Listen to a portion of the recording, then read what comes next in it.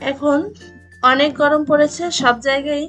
তো এই গরমে স্বাস্থ্য বিশেষজ্ঞরা স্বাস্থ্যের প্রতি সচেতন হওয়ার পরামর্শ দিয়েছেন এবং সমস্ত মানুষই স্বাস্থ্য সচেতন। আমি সময় উপযোগিতার কথা ভেবে বাঙালি একটি দুপুরের খাবার রেসিপি আপনাদের সাথে শেয়ার করছি।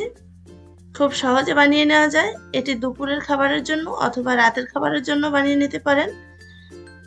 খুব সহজভাবে খুব অল্প তেল মশলায় বানিয়ে নেব। 3টি শসা নিয়েছি, 1টি আলু নিয়েছি, সবগুলোর ছাল ছাড়িয়ে টুকরো করে নিতে হবে। এটি যেমন স্বাস্থ্য উপযোগী তেমন বানাতেও সময় কম লাগে এবং খেতেও সুস্বাদু হয়। তো বাড়িতে যদি এই রেসিপিটি কখনো না ট্রাই করে থাকেন তাহলে একবার দেখে নিন, অবশ্যই ট্রাই করবেন। এটি গরমকালে ভীষণ স্বাস্থ্য উপযোগী। আলুগুলো ছোট ছোট টুকরো করে কেটে নিলাম, দেখতে পেলেন। এরপরে শসাগুলোকে টুকরো করে নিচ্ছি। শসাগুলো প্রথম ছাল ছাড়িয়ে নিয়েছি।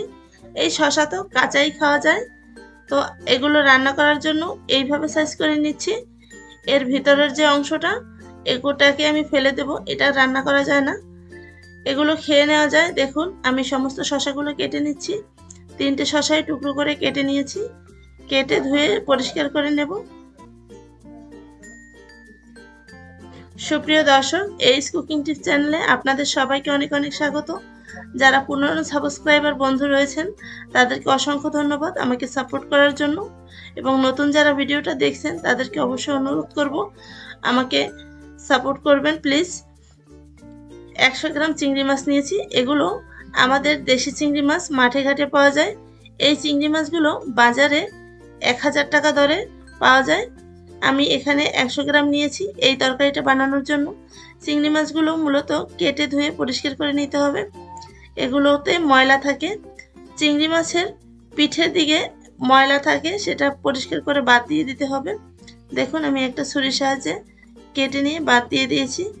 সমস্ত কিছু কেটে নিয়ে তুলে নিচ্ছি শসা, আলু এবং চিংড়ি মাছ। এই রেসিপিটি বানাতে খুব বেশি মশলার প্রয়োজন হবে না। আমার নিজের গাছ থেকে 2টো লাল লঙ্কা ছিঁড়ে নিচ্ছি। লঙ্কা হয়েছিল অনেক, এখন লঙ্কাগুলো পেকে গেছে। দেখুন আমার ব্যালকনিতে এই লঙ্কাগুলো হয়েছে, এখান থেকে আমি মাত্র 2টো লঙ্কা ছিঁড়ে নেব।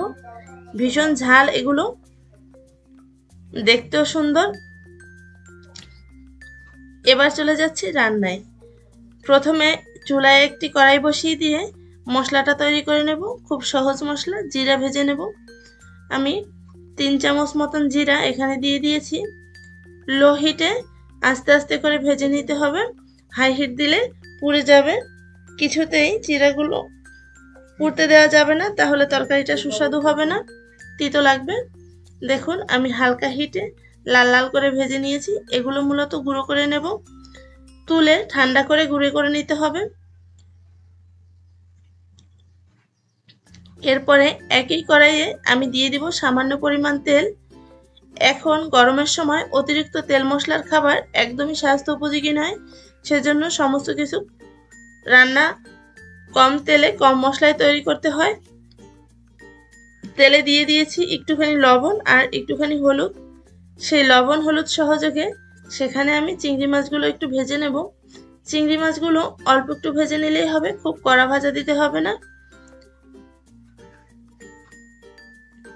এরপর সেই একই তেলে আর তেল দেওয়ার প্রয়োজন পড়বে না, আমি দিয়ে দিয়েছি 1 চামচ মতন রাঁধুনি। এই তরকারিতে অবশ্যই রাঁধুনি ইউজ করতে হয়, অথবা আপনারা চাইলে 5 ফোড়নও ইউজ করতে পারেন, তবে রাঁধুনি সবচেয়ে ভালো হয়, সুঘ্রাণ ওঠে। আলুটা কিছু সময় ভেজে নেওয়ার পরে দিয়ে দিচ্ছি কেটে রাখা সেই শসাগুলো। শসাগুলো দেওয়ার পরে খুব বেশি ভাজতে হবে না, এগুলো হালকা একটু নেড়ে আমি বাকি সব কিছু উপকরণ দিয়ে দিচ্ছি। দিয়ে দিলাম 1.5 চামচ মতন লবণ, 1 চামচ মতন হলুদ গুঁড়ো এবং 1/2 চামচ মতন লঙ্কা গুঁড়ো। আপনারা যদি কাঁচামরিচের তরকারি খেতে চান তাহলে লঙ্কা গুঁড়ো না দিলেও চলবে। আমি একটু সামান্য পরিমাণ কালার আসার জন্য লঙ্কা গুঁড়ো দিয়ে দিয়েছি। সমস্ত কিছু ভালো করে ভেজে নেওয়ার পর সেখানে চিংড়ি মাছগুলো দিয়ে দিতে হবে। চিংড়ি মাছগুলো মূলত প্রথম থেকেই দিয়ে দিতে হবে, তাহলে তরকারির যে ঝোলটা হবে সেটা সুস্বাদু হবে। এত কম তেল মশলায় রান্না করেছি সেটা বোঝা যাবে না। এরপরে দিয়ে দিতে হবে পরিমাণ মতন জল। এখানে আপনারা ঠান্ডা পানি ব্যবহার করতে পারবেন। শসা মূলত জলজ একটা সবজি, এটাকে কাঁচাও খাওয়া যায়। 90% মতন জল থাকে এর মধ্যে। বুঝে জল দিতে হবে যাতে শসা আর আলুটা মোটামুটি একটু ভিজে থাকে, উপর পর্যন্ত না উঠে যায়। কিছু সময় জাল করার পর দেখুন, খুব বেশি সময় জাল করতে হয় না। দেখুন আমার তরকারিটা হয়ে গিয়েছে। এর গা থেকে অনেক জল ছাড়ে, এজন্য জলের পরিমাণ কম দিতে হয়। এরপর যে ভেজে গুঁড়ো করে রেখেছিলাম আমি জিরার গুঁড়ো, সেটা দিয়ে দিচ্ছি। এরপর একটু নেড়ে নিলেই হয়ে যাবে আমার এই রেসিপিটি। তো এতক্ষণ ধরে ভিডিওটি দেখার জন্য সবাইকে অসংখ্য ধন্যবাদ। যদি আমার চ্যানেল এখনও সাবস্ক্রাইব না করে থাকেন তাহলে অনুরোধ করব চ্যানেলটি সাবস্ক্রাইব করে পাশের বেল ঘন্টিটি প্রেস করে দিবেন, যাতে আমি নতুন ভিডিও আপলোড করার সাথে সাথে আপনার কাছে সবার আগে নোটিফিকেশন পৌঁছে যায়। সবাই অনেক ভালো থাকবেন, সুস্থ থাকবেন। সবার সুস্থতা কামনাই আমার লক্ষ্য, এবং স্বাস্থ্য সচেতন হবেন এই গরমের সিজনে। আজকের মতন বিদায় নিচ্ছি। পরবর্তীতে দেখা হবে নতুন কোনো ভিডিওতে। ততক্ষণ পর্যন্ত বাই।